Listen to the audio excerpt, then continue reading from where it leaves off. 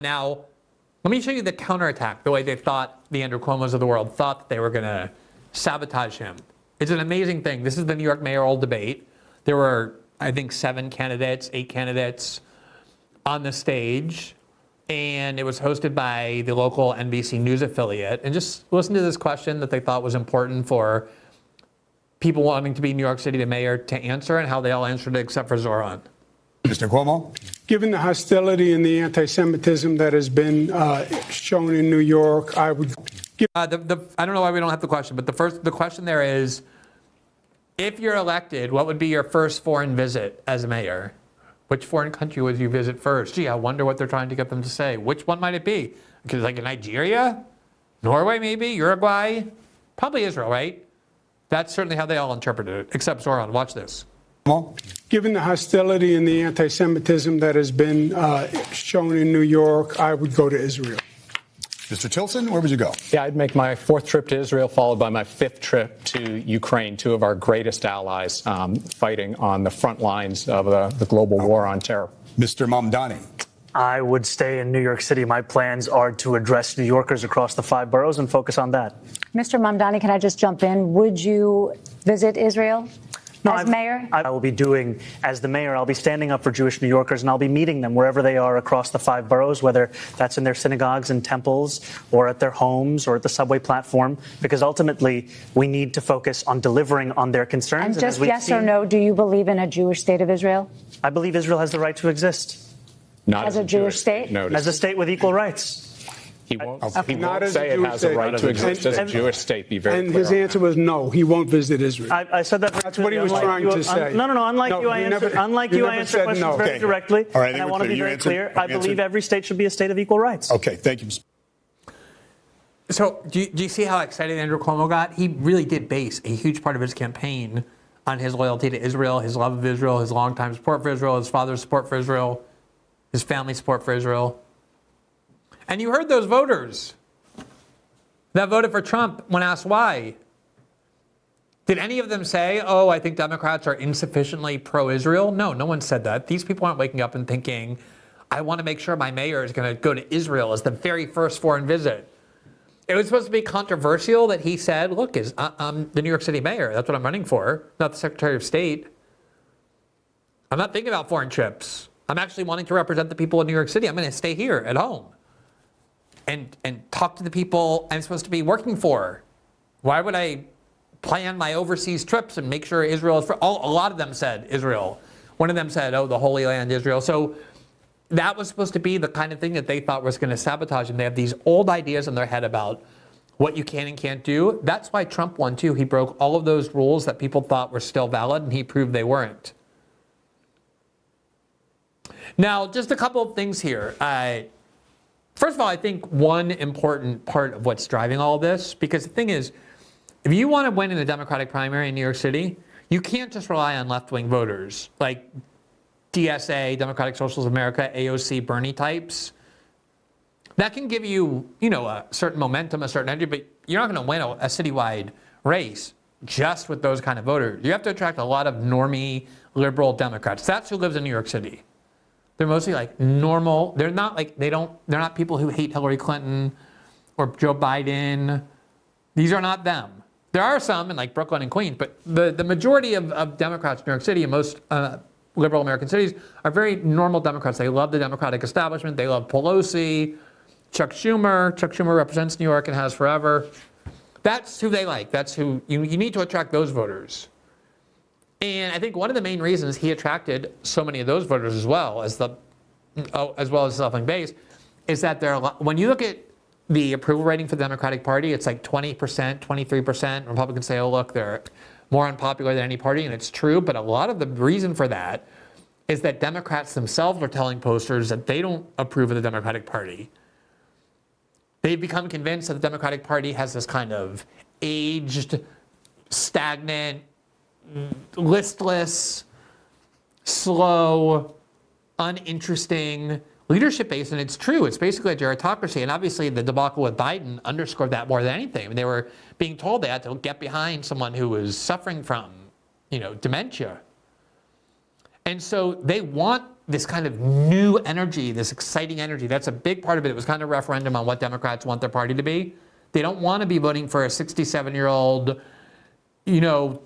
person in politics for 40 years who has billionaire money behind him as part of the Democratic establishment who was in the Clinton cabinet.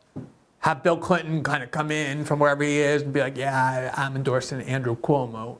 That's not appealing to these Democrats anymore. They know that they can't keep going down that road. So that's part of it. But I really think a big part of it is that the primary division, not just in American politics, but politics throughout the democratic world, certainly something we've talked a lot about before, is the difference between someone perceived to be part of the establishment and someone who seems to be an outsider who hates the establishment. There are a lot of people in the United States, millions, who voted twice for President Obama in 2008, 2012, who then voted for Donald Trump in 2016. That's a reason why Trump won. And people who continue to cling to this archaic, obsolete way of understanding American politics, that it's about left versus right, conservatives versus socialists, whatever, they can't process that. In 2016, there were a lot of people who were saying to reporters, my two favorite candidates are Trump and Bernie Sanders. And again, same thing. Like if you think everything's right for left, like, what are these people? They're crazy? That makes no sense.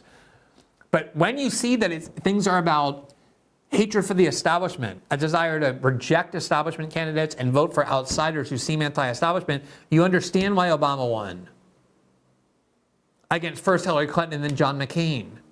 This very young, previously utterly obscure black man with a Muslim-sounding name. That's very improbable. Yet he won because he presented him. I'm going to change the way Washington works. We're going to change for whom it works. That was his whole appeal. Whereas, of course, John McCain or Hillary Clinton could credibly claim that, and he rolled over them. Same with Mitt Romney. And then in 2016, the outsider candidate, besides Bernie Sanders, who probably would have gotten the nomination if the DNC cheated, was Donald Trump. This is the through line of American politics. And in 2024, you first had Biden, then you had Kamala, just two completely insecure, uninteresting, clinging to a script, using strategist talking points and plans to win the election without a single passionate view or thought of their own. And Zohran Mamdani is obviously an outsider candidate. Very unknown, very young, doesn't speak like those other candidates, certainly doesn't speak like Andrew Cuomo, doesn't have billionaire backing, is highly critical on a fundamental level of the political establishment. That's a major reason why he won as well. And then I really believe that one of the things that was like Trump's superpower was, as I said, that he didn't care that things he was saying were supposedly disqualifying. He wouldn't retract them.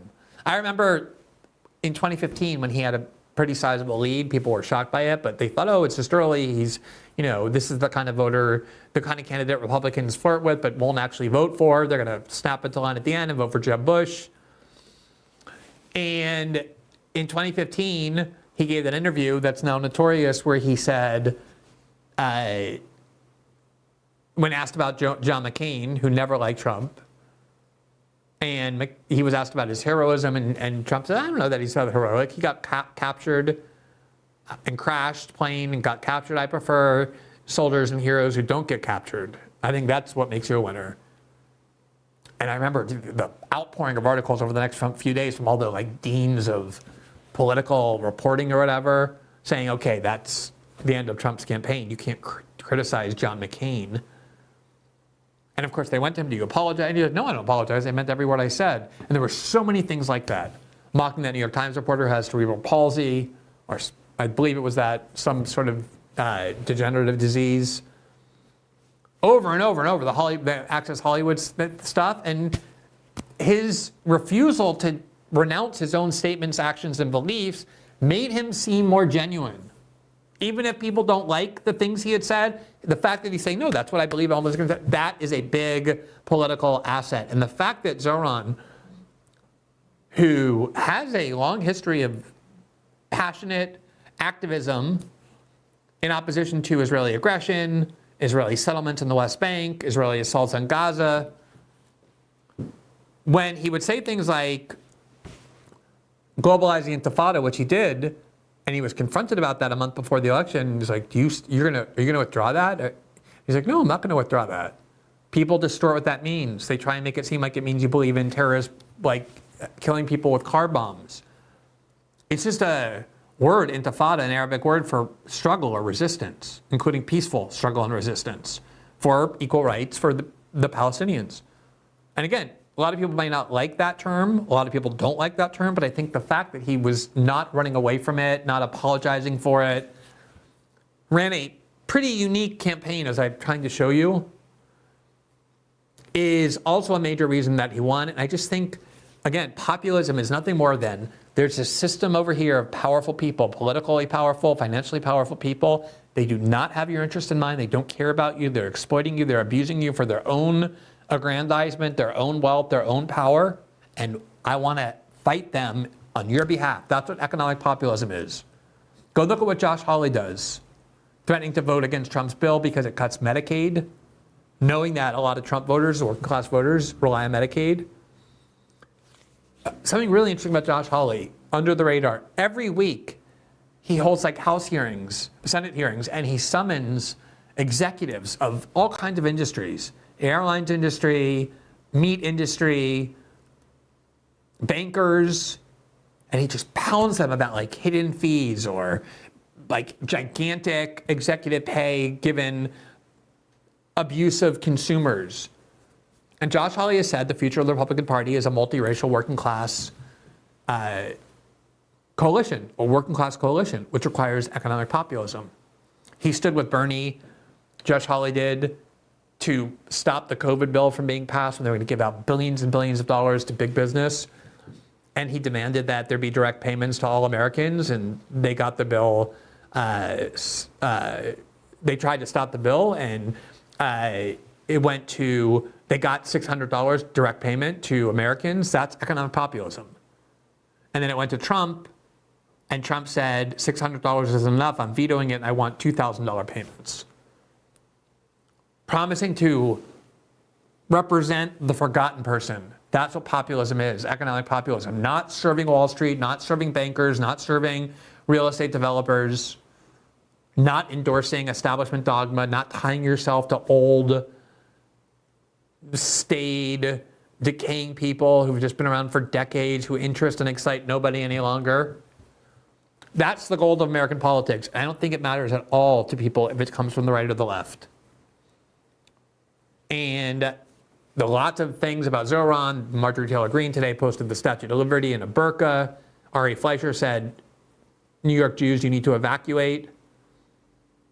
You know, it's a combination, as I said before, of like Joseph Stalin and Osama bin Laden. You look at him, do you think, is that at all what he reads as, what he codes as, what seems a convincing attack on him? And so I think there's a lot of lessons here, not just for the Democratic Party, though, certainly them, but about what American voters respond to and what they don't. And in this case, the lessons are so powerful, so penetrating, that it drove the unlikeliest of people to crush one of the most powerful political dynasties in America, the Cuomos, backed by every institutional advantage you could want. And very poised to, I'm not saying it's certain, but highly likely to become what a lot of people have long said is the second most important position in American politics, which is mayor of New York City. New York City obviously is the center of American finance, American wealth, massive tourism, gigantic city. And so that is an important position. That's not a joke. And the fact that a 33-year-old Muslim self-identified democratic socialist was able to win, despite that history of statements, I think it's very important to derive a lot of lessons from that. And I think anyone interested in understanding politics, let alone winning elections, would be studying him in a very non-judgmental way. Doesn't matter if you hate him, doesn't matter if you like him, love him, the lessons ought to be the same. Thanks for watching this clip from System Update, our live show that airs every Monday through Friday at 7 p.m. Eastern, exclusively on Rumble. You can catch the full nightly shows live or view the backlog of episodes for free on our Rumble page. You can also find full episodes the morning after they air across all major podcasting platforms, including Spotify and Apple. All the information you need is linked below. We hope to see you there.